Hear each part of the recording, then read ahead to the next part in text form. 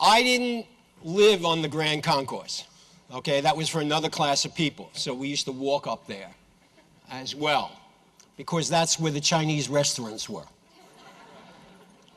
And I went to City College, and from City College in New York, I then went to the University of Illinois in Champaign.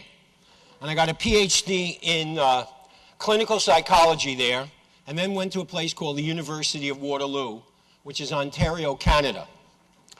And I was there for 35 years. And when I was there for 35 years, I had been developing work on cognitive behavior therapy and work with children and all of the other kinds of things that we had done. And then my university got cut back by about $20 million. And they brought in an early retirement package that I took advantage of. So I'm actually a retired professor. Now, if you've been there as long as I have and have made some kind of distinctive contribution, they give you an honorary title called Distinguished Professor Emeritus. Now, what's really important about that title is that with it comes free parking.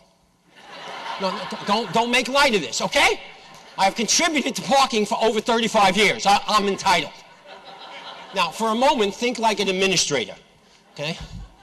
Because while on the one hand they give you free parking, on the other hand, they take away all your offices. So you get in free, but you have absolutely no place to go, okay?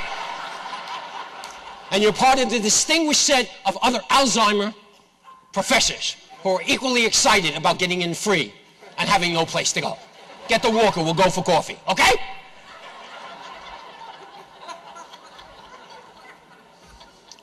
So if you live in Canada and you retire, one of the things you do with about 25% of the Canadian population is you go to Florida for the winter, okay?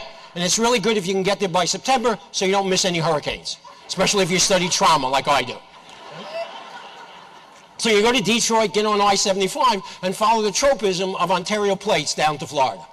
Now, what takes me to Florida, as I was noting in the previous presentation, is that it's not only the avoidance of the winter, but I am the research director of the Melissa Institute for Violence Prevention and Treatment of Victims of Violence. Now, I've put together a little handout for this presentation, as well as a 25-page handout for my PTSD workshops. And I invite you and encourage you to go to those handouts, because I'm going to talk a lot about the technology work that we're in. And this is really appropriate given the presentation we all heard this morning. Because while it was mentioned about what technology is doing in creating problems, I'm going to try and highlight what the future of psychotherapy could be like with these adjunctive tools.